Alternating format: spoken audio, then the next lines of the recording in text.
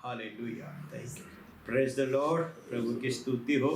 मैंने आपको आज का सब्जेक्ट बताया था कि हमारा स्वामी कौन है। इस दुनिया में दो स्वामी हैं, एक इस दुनिया का स्वामी, एक स्वर्ग का स्वामी है। तो बाइबल में हमने पढ़ा खुदाबंद यीशु मसीह ने कहा संसार का हाकिम, और उस हाकिम के ऊपर भी एक हाकिम है जो हमारा खुदाबंद है, हमारा प्रभु सबका हाकिम है।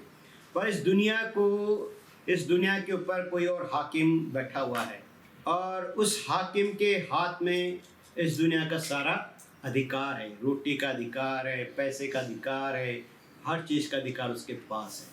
और जो स्वर्ग में बैठा, सर्वोच्च स्वर्ग में बैठा परमेश्वर पिता, उसी ने उसको अधिकार दिया, अदरवाइज उसके पास कोई अधिकार था नहीं। तो आज की डेट पे हम देखते हैं कि जो इस संसार का हाकिम है उसके पास क्या अधिकार, और हम कैसे उसके अधिकारों से बाहर आ जाएं कि हमें उसको अपना स्वामी न बनाना पड़े। तो इस संसार में हम देखते हैं कि आज का जो सबसे बड़ा पावरफुल जो मालिक है वो है धन। आज का सबसे बड़ा समस्या क्या है? धन है।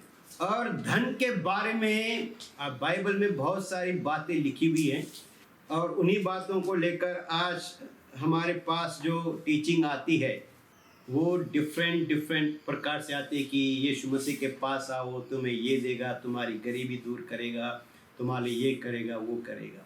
और हम बाइबल में पढ़ते हैं कि यीशु मसीह के सर के ऊपर जब एक औरत ने तेल उंडेला, वो इत्र उंडेला, तो वो 300 दिनार का तेल ऑयल था। वो कितने का था?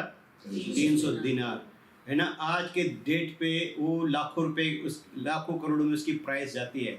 और जो जिसमें वो रखा गया था पात्र, वो पात्र भी बहुत कॉस्टली था।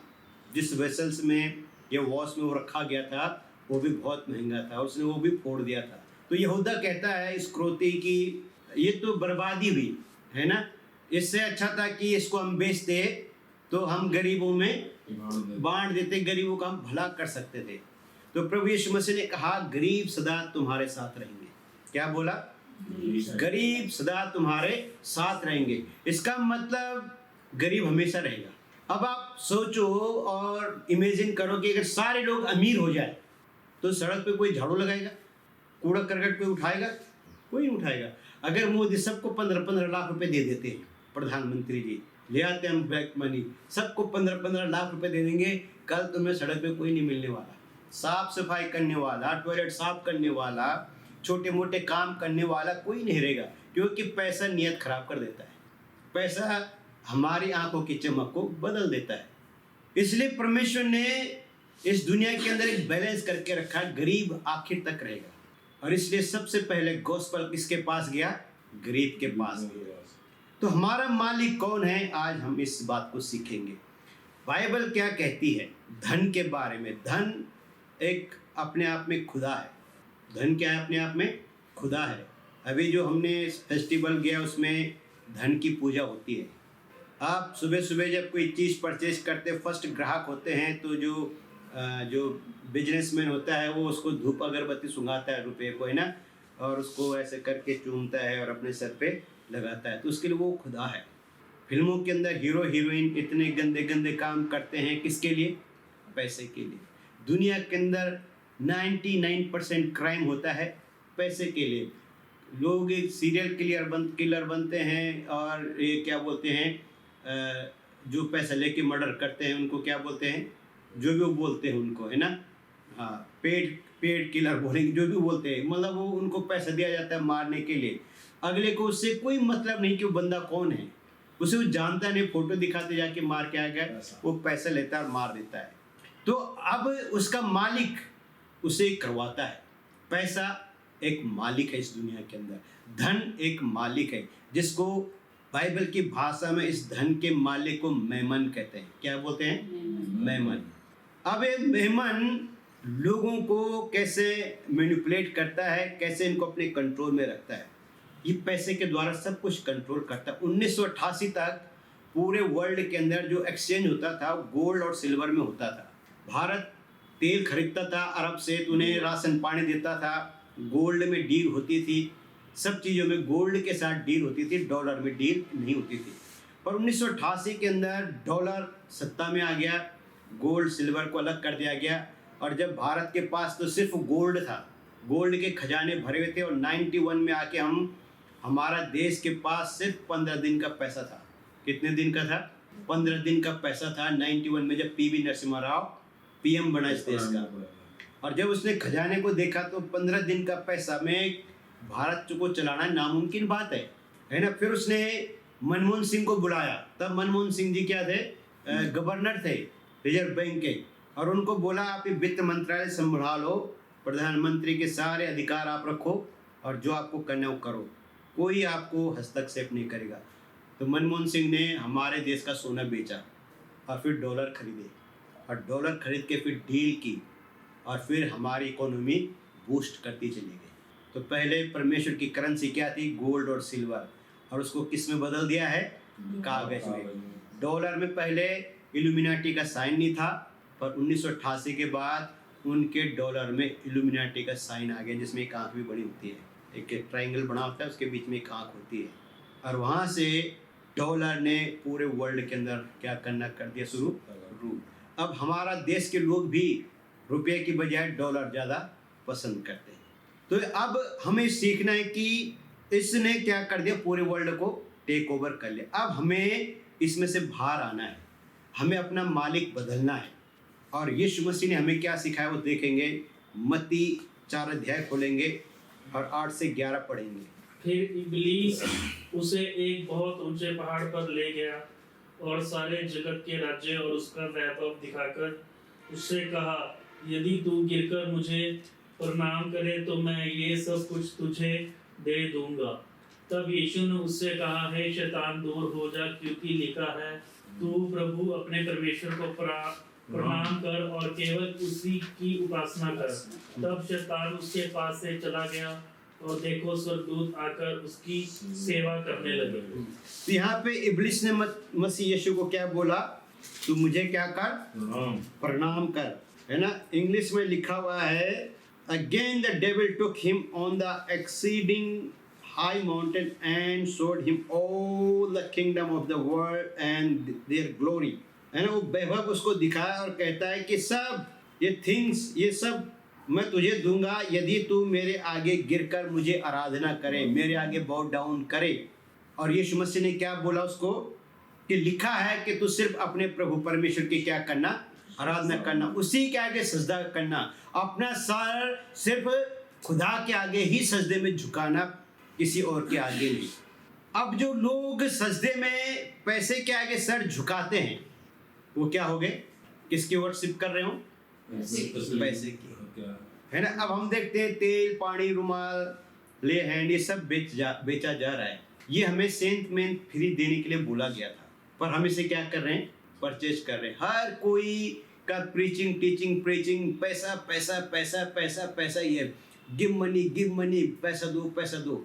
बेशक पैसा जरूरत है, मिनिस्ट्री के अंदर पैसा भी चाहिए, पर उसके आगे अपने आप को समझौता करने की जरूरत नहीं, उसके आगे अपने आप को बेचने की जरूरत नहीं है। जहाँ अब जो पैसा, जिन लोगों के पास ज़्यादा पैसा आता है, मोस्टली उन लोगों ने अपने आप को उसके आगे बाउ डाउन कर दिया, है ना। जो मेरा खुद का पास्टर था, जब उनके पास पैसा आया तो जो व्यक्ति उनको हेल्प करता था, पहले चर्च का आदमी उनको हमेशा दशमांश दे के अपनी हेल्प करता था, तो जब पास्टर जी के पास पैसा आया तो उन्होंने क्या किया कि एक बढ़िया घर किराए पे ले लिया, बड़ा वाला घर। तो एक दिन ये पास्टर जी को मिलने के लिए गए, कहते चलो हम पास्टर जी से मिल के आते हैं। तो पास्टर जी ने कहा दरवाजे से, कहते हैं भाई अभी अभी पोछा लगाया, अभी अंदर मत आना, और वहीं से वापस आ गए। हमारे घर पे आके मुझे पूछा, मैंने कहा क्या बात, आप बड़े उदास लग रहे हो। कहते हैं पास्टर जी क्या बताएं। बड़ी खुशी थी कि पास्टर जी से जाके मिलेंगे, और उन्होंने दरवाजे पे कह दिया अभी अभी पोछा लगाया। पैसे ने पास्टर की क्या बदल दी? दिमाग बदल दिया, है ना। व्यवस्था विवरण 16:23 में लिखा हुआ है कि घूस धर्मियों की न्याय को बिगाड़ देती है, पैसा मन आँखों की हरियाली बदल देता है, पैसे की हरियाली आँखों को चेंज कर देती है ना। मैंने खुद देखा है, जब हमने मैरिज सर्टिफिकेट बनवाया तो पुलिस वाला हमारे घर पे आके 50 बहाने लगाने लग गया, ये है वो है, आप ये करना। जैसे मैंने उसकी जेब में पैसे डाले, ट्यून बदल गई। कहते सर आपको चिंता करने की जरूरत, मैं सारा आप ही कर दूंगा। है ना। सारा काम करने के बाद मुझे फ़ोन करके बता भी रहा है, सर मैंने आपका काम कर दिया। अब परसों हमारे बेटे की वेरिफिकेशन थी पासपोर्ट की, पहले पुलिस वाला 50 क्वेश्चन कर दिए, किराए पे है, इसका रेंट डीड है, वो है। मैं कहा हम तो प्रेम से चला रहे हैं भाई, रेंट डीड नहीं हमारे पास। तो पास्टर वो पुलिस वाला फिर कहता है अच्छा चलो मकान मालिक को बुला लो, उसको बुला लो, सब हो गया। अब उसके पास कुछ है नहीं, सारे डॉक्यूमेंट्स उसको दे दिए हैं, मकान मालिक ने भी दे दिया, पड़ोसी ने भी दिया। अब जब वो जाने लगे मैंने उसका चेहरा पहचान लिया, तो मैंने उसके हाथ पे 500 का नोट रख दिया। तो जाते वक्त कहता है सर आपने बहुत कम माया रखी है, रेट बढ़ गया है। फिर वो जाने लग गया, तो मैं कहा कहीं ये रुकावट न डाल दे, मैंने उसको 500 और दे दिए। फिर कहता है सर हो जाएगा, डन, ऐसे कर दिया उसने। तो यहाँ पे मेरे कहने का मतलब क्या है कि अब पैसा लोगों की नीयत को चेंज कर देता है। मेरे आंखों के सामने की बात है, कोई पास्टर किसी विश्वासी से गुस्सा था, और मेरे सामने की बात है। तो पास्टर को फ़ोन आया उस विश्वासी का, तो पास्टर कहते देखो आ गया। मैं कहा चलो कोई नहीं। तो पास्टर जी बात करने, अरे तेरे से नहीं बात करनी, तू समझ कि। तो उसने एकदम से बोला पास्टर जी अपना अकाउंट नंबर दो, मुझे कुछ डालना है आपके लिए। पास्टर जी का फट से कहते छठे 2 मिनट ठहर। और फिर कहते कोई नहीं है, गुस्सा नहीं मारना।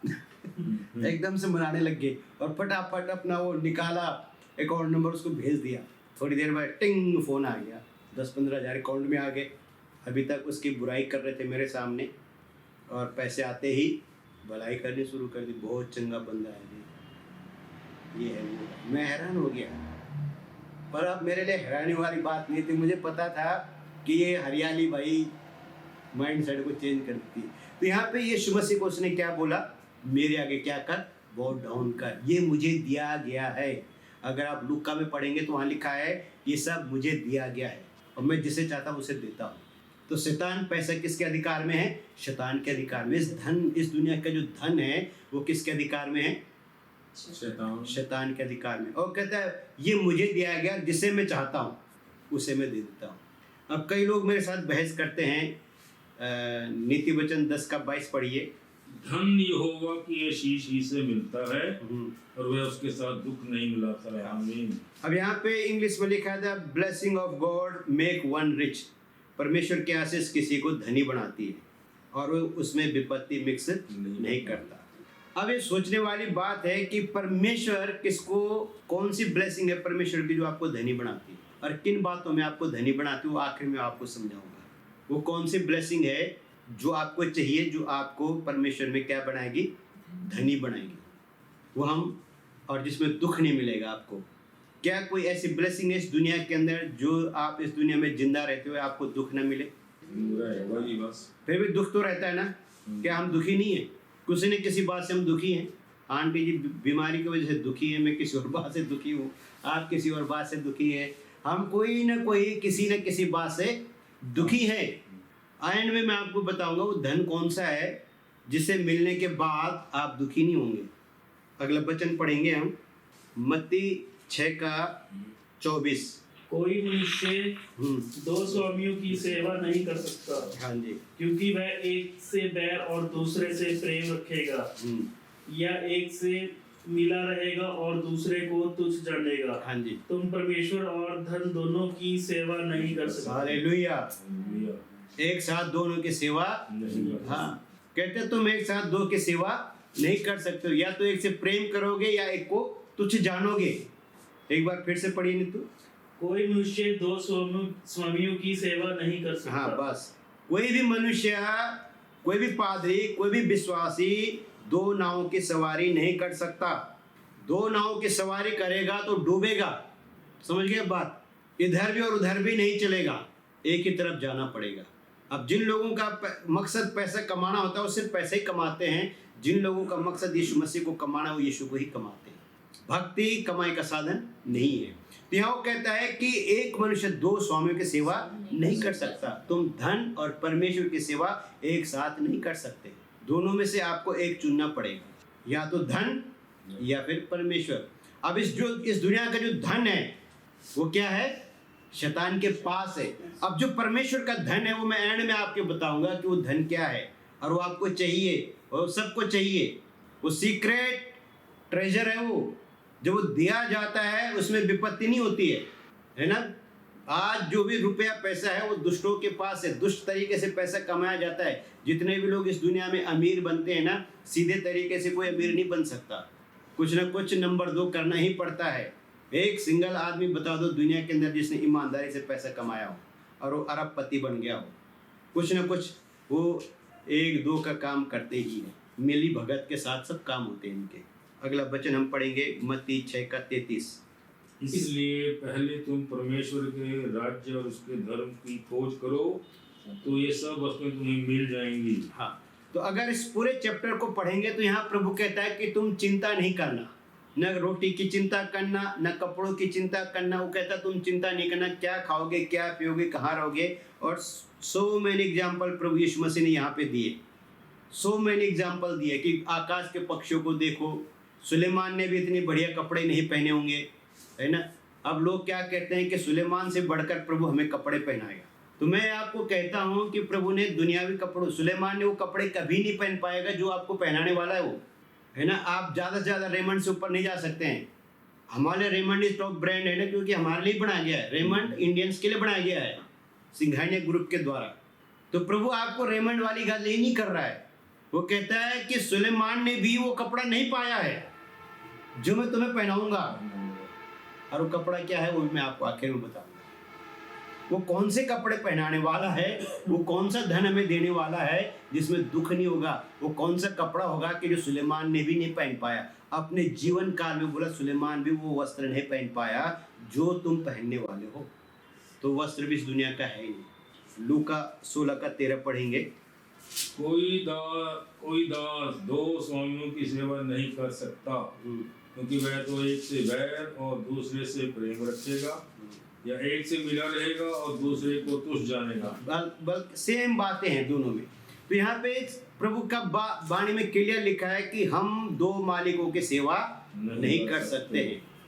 हमें एक ही मालिक की सेवा करनी है। और उसने कहा कि तब तुम परमेश्वर के राज्य और धार्मिकता की खोज करो तो इस सब वस्तुएं तुम्हारे पीछे लगेंगी। रोटी आपके लिए बनाया गया है, पैसा आपका गुलाम है, आपको उसका गुलाम नहीं होना। रोटी आपके लिए, रोटी आप रोटी के लिए नहीं है।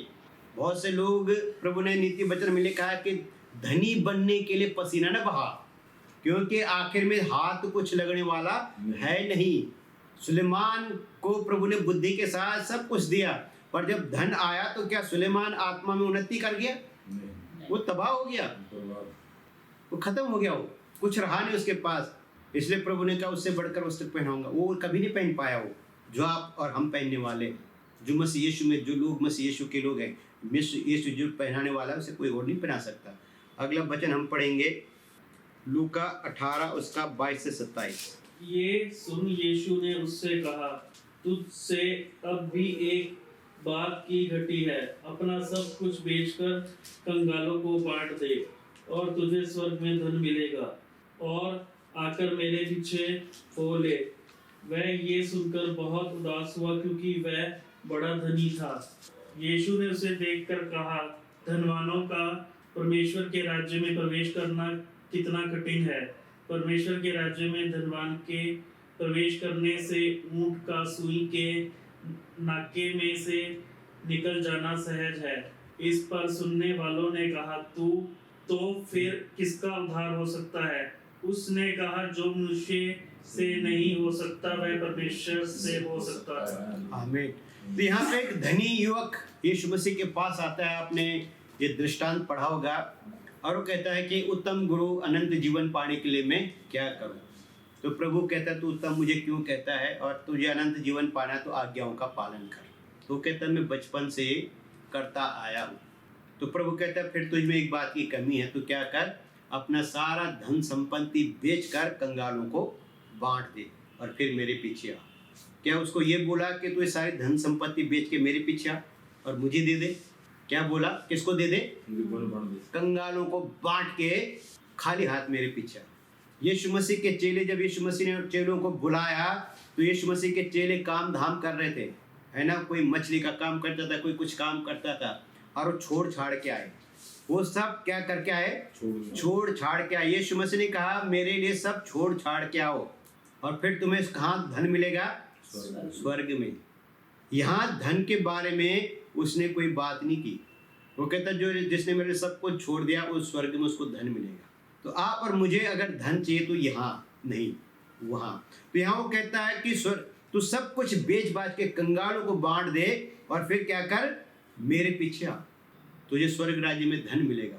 और ये दुखी होके चला गया, क्योंकि क्या लिखा है, ये बहुत धनवान था।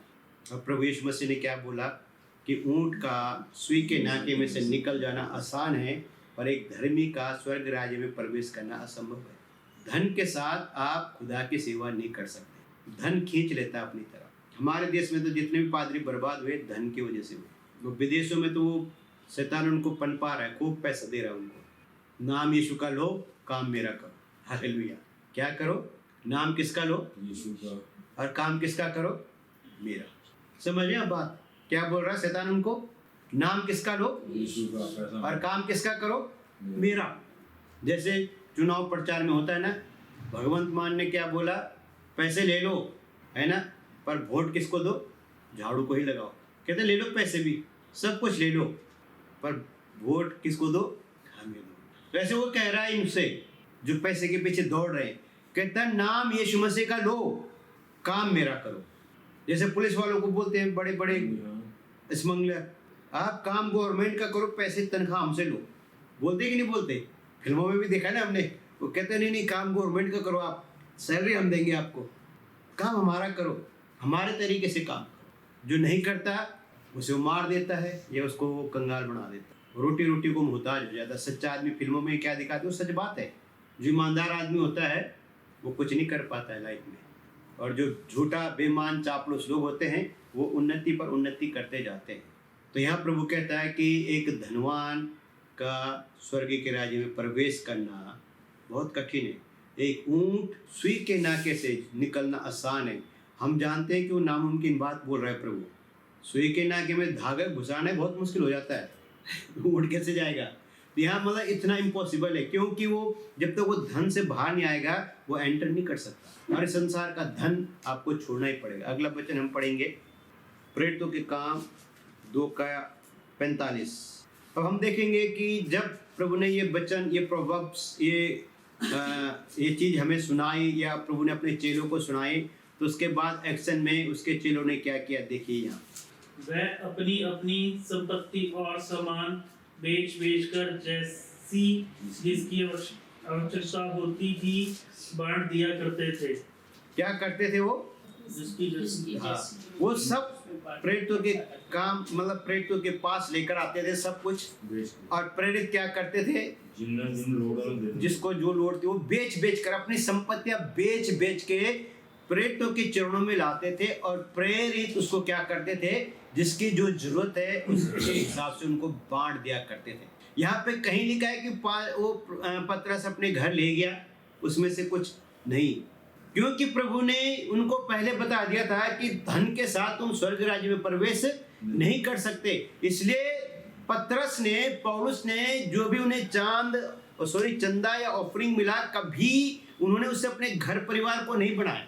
उन्होंने उससे क्या किया, खुदा के कलाम को बढ़ाया, खुदा के काम को आगे बढ़ाया। उन्होंने किसी से पैसे नहीं मांगे। हीलिंग, मिरेकल, उनके जैसे चमत्कार तो आज तक कोई नहीं कर सका, और उन्होंने उसके पैसे नहीं लिए, बल्कि उसके उपज में उन्होंने लोगों की सेवा की, लोगों को हेल्प की। बहुत बड़े बड़े काम प्रभु ने उनके द्वारा किए। पौलुस के पास वो किराए के घर में रहता था, पैसे दे के वो जहाज़ों में आया जाया करता था। खुदा ने तो कभी नहीं उसको कहा एक जहाज ही ले ले तो अपने लिए, चल मैं तुझे एक जहाज ही दे देता हूँ। आज हमारे बड़े बड़े दास कहते हैं कि यीशु मसीह ने मुझे कहा कि तू जहाज ले ले, यीशु मसीह ने मुझे कहा तू कार ले ले, यीशु मसीह ने मुझे कहा तू वो ले ले। और जिन्होंने सेवा की उनको कभी नहीं बोला उसने। ये बड़ी हैरानी करने वाली बात है ना। ओल्ड टेस्टामेंट के अंदर प्रॉफिट होने कैसी ज़िंदगी बिताए, खुदा ने कभी उनको नहीं कहा ले तू ये ले ले। यहेजकेल को बोलता है वे तू आदमी के बिस्टा के ऊपर रोटी पका पड़ी, वो कहता है नहीं प्रभु गंदे काम, ये गंदे में नहीं। तो कहता चल गाय के डंग में, गोबर में बना। और प्रॉफिट वैसा जीवन जीते थे। कौन सा प्रॉफिट वहाँ करोड़पति था, बताओ मुझे। एलिया नबी कैसा जीता था वो, मुझे समझ नहीं आती कि ये आज जो पैसा धन के पीछे भाग रहे हैं प्रॉफिट, एवेंजलिस्ट सारे, ये कौन सी डॉक्ट्रिन को लेके चल रहे हैं, ये किसकी खिदमत कर रहे हैं, कौन सा खुदा है इनके पास जिसकी खिदमत कर रहे हैं। मैं शुरू से आखिर तक देखा खुदा ने ऐसी कोई प्रॉमिस हमारे साथ नहीं किया और यीशु मसीह ने तो बिल्कुल नहीं किया। यहाँ पे जब प्रेरित एक्शन में आए, जब प्रेरितों को आत्मा मिला, अभिषेक मिला और जब उन्होंने खुदा का कलाम प्रचार करना शुरू किया तो लोग उनके चरणों में रखते थे रुपया, पैसा, धन दौलत। और इन्होंने उस पैसे से कभी अपने लिए एक घर तक, ये मतलब अपने घर में लेके नहीं गए उसको, उन्होंने सारा खुदा की चर्च में लगा, कामों में लगा दिया। आज चर्च में इतनी कलेक्शन आती है, क्या कोई चर्च किसी गरीब आदमी को हेल्प कर रहा है उसके एजुकेशन में? जब किसी गरीब का शादी ब्याह होता है, क्या चर्च उसको कोई हेल्प कर रहा है? लगे हुए हैं अपने खाने में।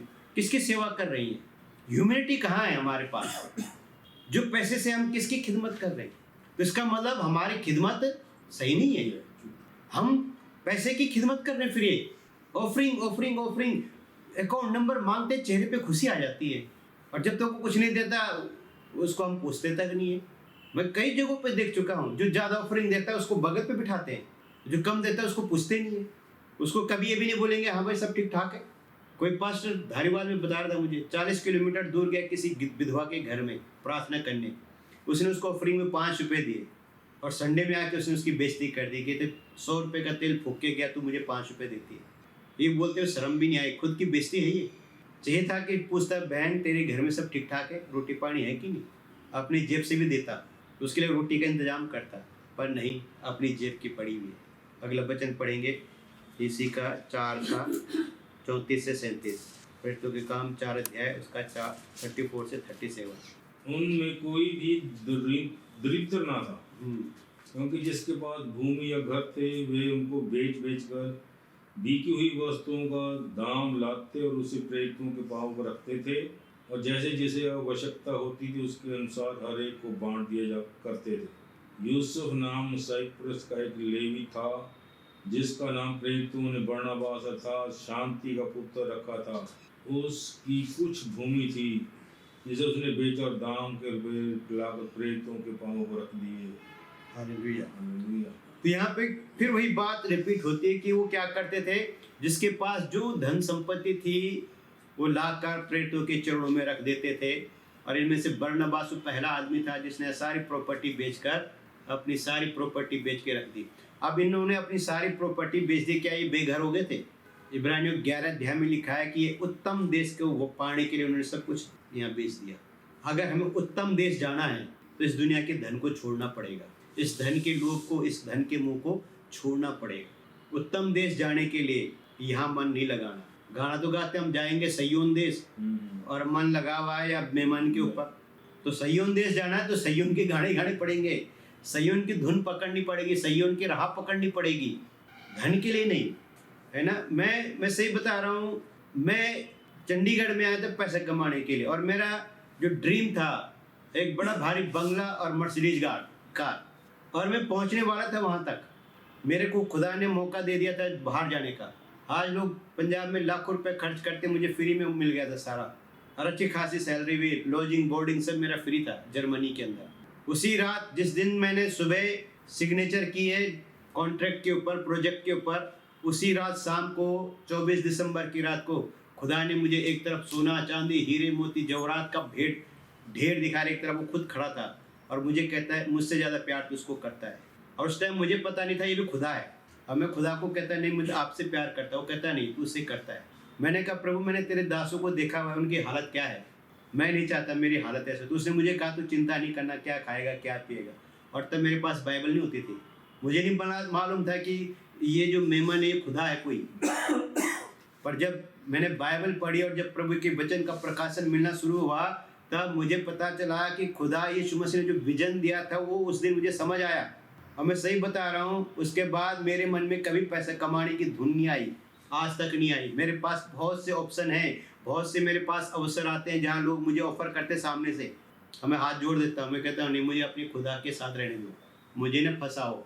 इसलिए मैं किसी से दशमांश भी नहीं मांगता कि मुझे दो, जो मुझे लोग दे देते हैं मैं उसमें खुश रहता हूँ। मैं फोर्स नहीं करता, कोई देना चाहता है ठीक, नहीं देना चाहता है ज़बरदस्ती लेके नहीं है, क्योंकि ज़बरदस्ती से आपको आशीष नहीं मिलने वाली, जो फ्री विल है उसमें आशीष होती है। उसके बाद हमने आज, मेरी वाइफ गवाह इस बात का, कितने दुख झेले इसने मेरे पीछे। मैं समझौता किया ही नहीं लाइफ में, मैं कहा कोई बात नहीं हम भूखे मर जाएंगे, हम ये समझौता नहीं करेंगे।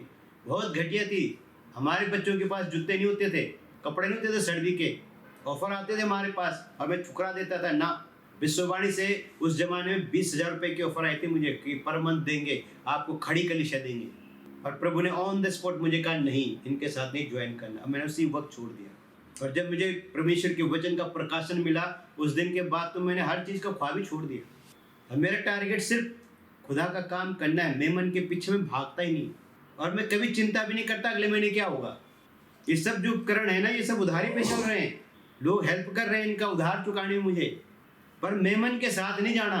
चाहे जो मर्जी हो जाए, जाना खुदा के साथ है अनंत जीवन में। अगला वचन पढ़ेंगे 1 तीमुथियुस 6:9 और 10।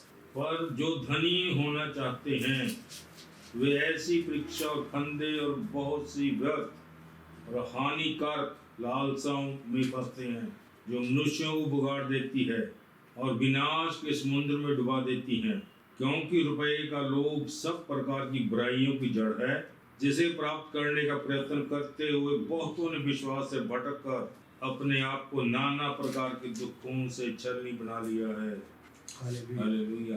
अब यहाँ पे क्या लिखा है कि जो लोग इस संसार में धनी होना चाहते हैं वो अपने आप को नाना प्रकार के प्रलोभन या परीक्षाओं में फंसा देते हैं।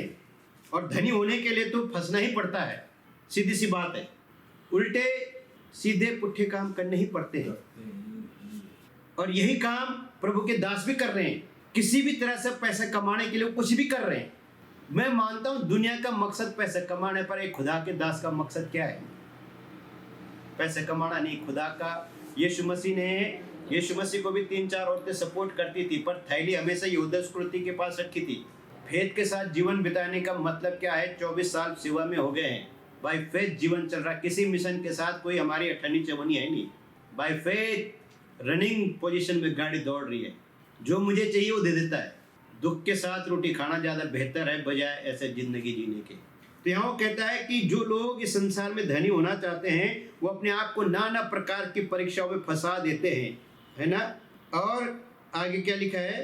पर जो धनी होना चाहते हैं वे ऐसी परीक्षा फंदे और बहुत सी व्यर्थ और हानिकारक लालसाओं में फंसते हैं। हाँ जी। जो मनुष्यों को बिगाड़ देती है और विनाश के समुद्र में डुबो देती है। और वो क्या करते हैं? अपने आप को जब फंसा लेते हैं तो अपना विनाश कर देते हैं वो लोग। मतलब विनाशकाली विपरीत बुद्धि बचपन से हम सुनते आए हैं। और धन का लोभ आदमी को किसी भी लेवल को क्रॉस करा देता है। ये पैसा की कमी घटी भी बहुत खतरनाक है। लेकिन मैं आपको बता दूं, गरीब लोग ज़्यादा संतुष्ट हैं। 7th या 8th क्लास में हमारे पास एक पोएम थी हिंदी में, इलाहाबाद के पथ पर वो तोड़ती पत्थर। मई जून का महीने था में वो कवि ने वो कविता लिखी। वो अपनी बढ़िया सी गाड़ी में जा रहा था और उसने सड़क पे देखा कि एक औरत पत्थर तोड़ते तोड़ते उन्हीं कंक्रीट के ऊपर सो गई अपने बच्चे के साथ। उसने अपनी गाड़ी रोकी और देखा कि इस भरी दोपहर में, जून के महीने में, इस तपती धूप जो धरती से भी आग निकल रही है, और ये औरत कैसे सो सकती है। और वो कहता है कि मुझे अपने डनलप के गद्दों में एसी रूम में नींद नहीं आती और ये औरत सो रही है। तो कहता है मुझसे ज़्यादा अमीर ये औरत है जिसे धूप भी कुछ नहीं कर पा रही है ना। भजन से देखो इसमें क्या लिखा हुआ है कि न दिन को धूप और न रात को चांद तुझे कुछ नुकसान पहुंचाएंगे। ये वो लोग हैं रिच में, सच में रिच ये औरत है जो उस कंक्रीट पे ही सो गई। उस हीट में हमें नींद नहीं आती, लाइट चली गई तो गर्मी में, और ये ऐसे सो जाते हैं। चैन की नींद सोने वाला, भजन से 27 में लिखा हुआ है, तुम्हारा देर तक काम करना और देर से सोना जल्दी उठना व्यर्थ है। कहता मैं अपने प्रियों को यूं ही नींद दे देता हूँ। तो यहोवा तो ऐसे नींद दे देता है। तो यहाँ वो कहता है कि हम अपने आप को गर्त में गिरा देते हैं, विनाश में डुबा देते हैं। और रुपया का लोभ क्या है? सब प्रकार की बुराई का जड़ है। और बहुत से लोग विश्वास से भटक कर उन्होंने अपने जीवन को क्या कर दिया? नाना प्रकार के दुखों से छलनी कर दिया, डैमेज कर दिया अपने आप को। तो ये दुनिया का धन ये काम करता है। ये कभी भी किसी भी व्यक्ति को संतुष्टि नहीं दे सकता। आज आपको 1 करोड़ मिल जाए, कल आप इच्छा करोगे और बढ़ जाए, है ना, बढ़ता ही जाए, बढ़ता जाए। कभी कोई नहीं सोचता मेरा धन घटता जाए। पता नहीं क्यों इसको बढ़ाने में लगे हुए हैं हम लोग, और जो बढ़ाना चाहिए उसे हम बढ़ा नहीं रहे। तो धन ने क्या कर दिया? पूरे वर्ल्ड को कैप्चर। चर्च के अंदर वो बस गया, कलीसियाओं के अंदर वो बस गया, पास्टरों की जेब में वो नाच रहा है और पास्टरों को नचा रहा है। सेवकों को नचा रहा है, विश्वासियों को नचा रहा है, और विश्वासी धन के चक्कर में ऐसे लोगों के पास जा रहे हैं जो धन की बात करते हैं। अगला वचन पढ़ेंगे, 2 तीमुथियुस 4 अध्याय उसका 3 से 5। क्योंकि ऐसा समय आएगा जब लोग खराब उपदेश ना सह सकेंगे, पर कानों की खुजली के कारण अपनी अभिलाषाओं के अनुसार अपने लिए बहुत से उपदेशक बटोर लेंगे, और अपने कान सत्य से फेर कर कथा कहानियों पर लगाएंगे। और तू सब बातों में सावधान रह, दुख उठा, सुसमाचार प्रचार का काम कर, और अपनी सेवा को पूरा कर। आमीन। यहाँ पे पौलुस तीमुथियुस को क्या लिखा, क्या तू क्या कर, दुख उठा। क्या कह रहा है उसको, तू क्या कर, दुख उठा। क्योंकि बोला वो दिन आ रहे हैं, या मैं कहूँगा वो दिन आ चुके हैं जहाँ लोग सत्य को सुनना नहीं चाहते हैं। अगर मैं यही प्रचार फेसबुक पे लोगों को धन दौलत के बारे में बोलना शुरू करूँगा तो मेरे हजारों लाखों फॉलोवर हो जाएंगे, है ना। आज सुबह कोई मुझे बता रहा था कि उसकी लड़ाई हो गई थी दिवाली के दिन, और उसका पहले दिन में बोला किसी ने वीडियो बना के यूट्यूब पे डाल दी, और पहले दिन में 1 लाख लोगों ने उसको देखा। मैं कहा यार हम वीडियो बना के डालते हैं और मुश्किल से 100-200 लोग उसको देखते हैं। अरे लड़ाई का वीडियो कितने लोगों ने देख दिया एक ही दिन में, 1 लाख से ज़्यादा लोग। अभी 2 करोड़ से ज़्यादा लोग देख चुके उस वीडियो को, और उसमें लड़ाई हो रही है, गालियाँ निकाल रहे माँ बहन की आपस में, और उसको देखने वाले कितने हैं, 2 करोड़ से ज़्यादा। और हम सच बोल रहे हैं और हमें सुनने वाले कितने हैं, 100-200 लोग। तो यह है धन की मोह, धन की माया। हर कोई इस माया में फंसा पड़ा हुआ है। इस माया से बाहर निकलना यीशु ही निकाल सकता है। अगर हमने उसकी सेवा सही तरीके से की तो हम बाहर आ जाएंगे। तो यहाँ कहता है कि अंत में लोग खुजली के अनुसार सुनेंगे, अपनी इच्छा अनुसार। जो वो सुनना चाहते हैं प्रचारक, उन्हें वही सुनाएगा। इसमें प्रचारक की भी गलती नहीं है। ये वही सुनना चाहते हैं कि घर मिल रहा है, गाड़ी मिल रही, पैसा मिल रहा है, वीजा लगने वाला है, बाहर जाने वाले हो, पैसा ही पैसा आने वाला है, ये मिलने खुशी आनंद हो, मजे मजे होने वाले हैं। ये सब सुनने के लिए हर कोई तरस रहा है, पर सच्चाई को सुनने के लिए कोई नहीं तरस रहा है, बहुत कम है। इसलिए वो यीशु मसीह की बात याद आती है कि सकरे रास्ते पर चलने वाले थोड़े से हैं, सत्य पे चलने वाले थोड़े से ही हैं। ये बड़े खतरे की बात है। कहता है अंत के समय में लोग अपनी कान की खुजली के अनुसार और फिर अपनी इच्छा अनुसार अपने लिए टीचर ढूंढ लेंगे। कैसे टीचर? जो उनको बहकाए, जो उनको गलत रास्ते पे लगा के रखे। तुम्हारी लॉटरी निकलने वाली है, तुम्हारे घर में पैसे आने वाले हैं, तुम्हारे घर में ये होने वाला है, बढ़िया बढ़िया बातें बोलने वाले, मन लुभावनी वाली बातें बोलने वाले, और ये खतरे की बात है। अब हम देखेंगे कि वो कौन सा धन है जिसमें विपत्ति नहीं होती है। वचन पढ़ेंगे, प्रकाशित वाक्य 3 अध्याय उसका 17 और 18। तू कहता है कि मैं धनी हूँ और धनवान हो गया हूँ, और मुझे किसी वस्तु की घटी नहीं, और यह नहीं जानता कि तू अभागा और तुच्छ और कंगाल और अंधा और नंगा है।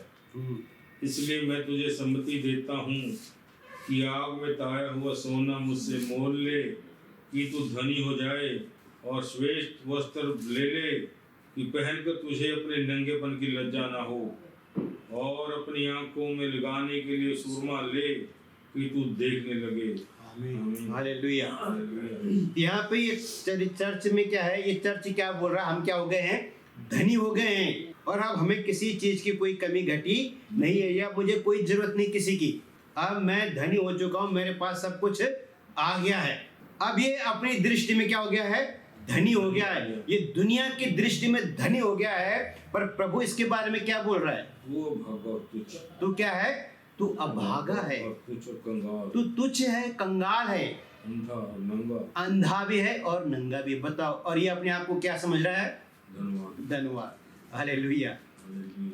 ये अपने आप को कह रहा है मैं धनी हो गया हूँ, अब मुझे किसी की कोई जरूरत नहीं है, बहुत माल पानी है मेरे पास, है ना। अब ये कलीसिया क्या है, धनी कलीसिया है, रुपया पैसा इनके पास, किसी चीज की कमी घटी नहीं है, और ये कहता है मुझे किसी की जरूरत नहीं है। लेकिन खुदा इसको क्या बोल रहा है, तू अभागा है। आगे क्या लिखा है, बड़े खतरनाक शब्द है ना ये।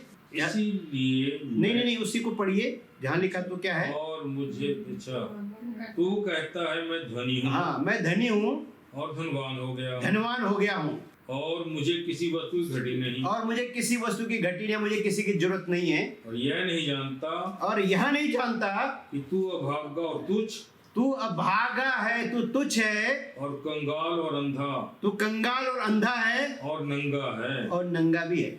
बताओ, ये बंदा अभागा है, तुच्छ है, कंगाल है, नंगा है और अंधा भी है, और ये अपने आप को क्या कह रहा है? मैं अमीर हो गया, मैं धनी हो गया।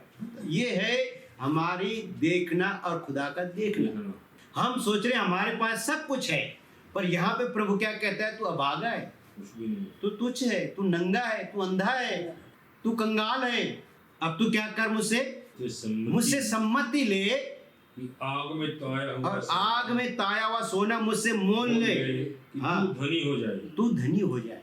पहली बात क्या है? वो धन जो मैं बता रहा था नीति वचन 10:22 में, जो धन यहोवा से मिलता है उसमें विपत्ति नहीं होती है।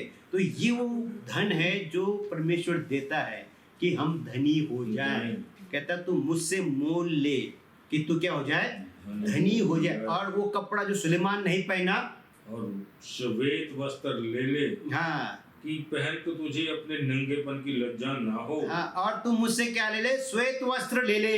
ये वो वस्त्र है जिसे सुलेमान नहीं पहन पाया, और आज वो नंगा ही नरक कुंड में या जहाँ भी होगा, जजमेंट खुदाबंद देगा उसका मैं नहीं दे सकता हूँ, पर जहाँ भी होगा वो लोग नंगे ही नरक कुंड में होंगे और आप श्वेत वस्त्र पहने स्वर्ग में होंगे।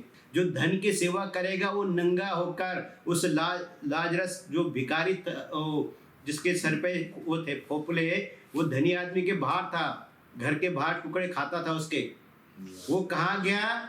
श्वेत वस्त्र पहन के अब्राहम की गोद में गया। और ये जो अमीर आदमी था नंगा कहाँ गया? अधोलोक में गया, नरक में गया।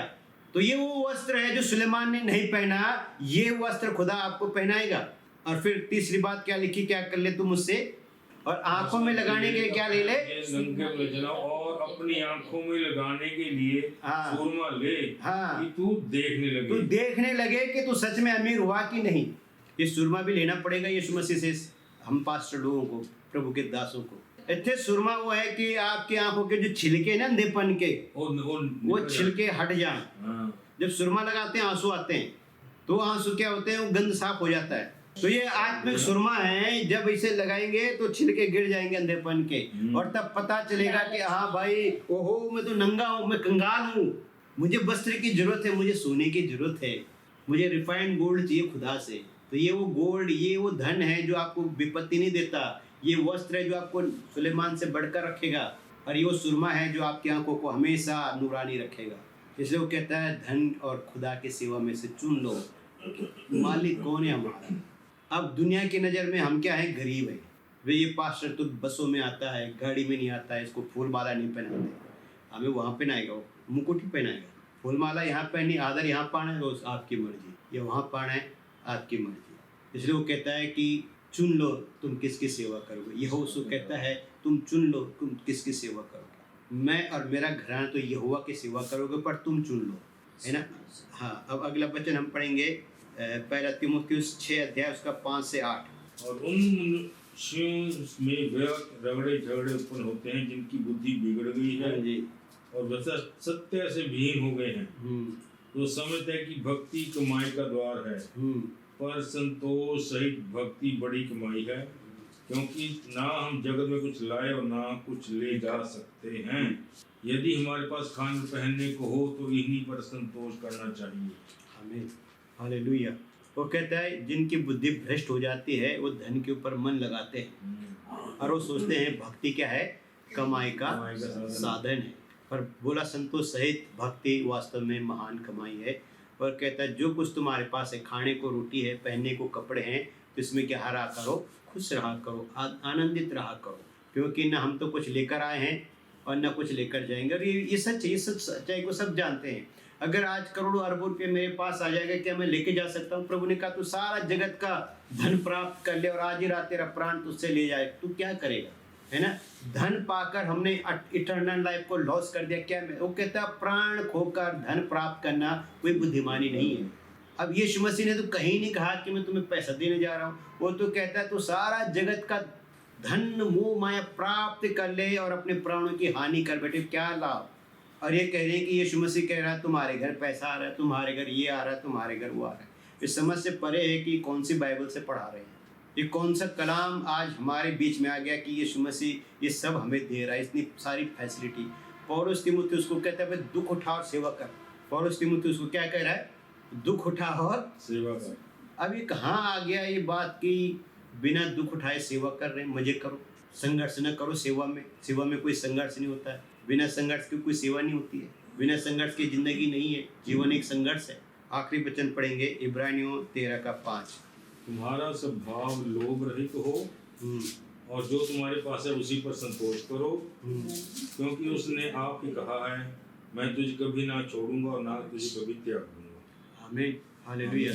वो कहता है तुम्हारा स्वभाव कैसा हो? लोभ रहित हो। जो कुछ तुम्हारे पास है उसमें क्या रहो? संतुष्ट रहो, आनंद करो। और यही हमारे जीवन का मुख्य आधार भी है। इसी में हम अपना जीवन बिताएंगे। तो आज हमें चूज करना है कि हमारा स्वामी कौन है, पैसा या खुदा। क्योंकि यीशु मसीह आपको यहाँ से दूर रखना चाहता है। ये आपको वो धन देना चाहता है जो स्वर्ग में है, रिफाइंड गोल्ड, श्वेत वस्त्र और सुरमा, जो आपकी आंखों में कभी अंधापन नहीं आने देगा, जो आपको आंखों को खुला रखेगा। परमेश्वर की वाणी में लिखा है कि जो तुम्हारी दृष्टि में महान है वो परमेश्वर की दृष्टि में तुच्छ है ना। जो तुम्हारी दृष्टि में धनवान है वो प्रभु की दृष्टि में कंगाल है। तो आपको किसकी दृष्टि में धनवान होना है वो डिसाइड आपको करना होता है। वो डिसीजन मुझे लेना है कि मुझे किसकी दृष्टि में धनी होना है। आमीन। तो वो आप सबको आशीष दे।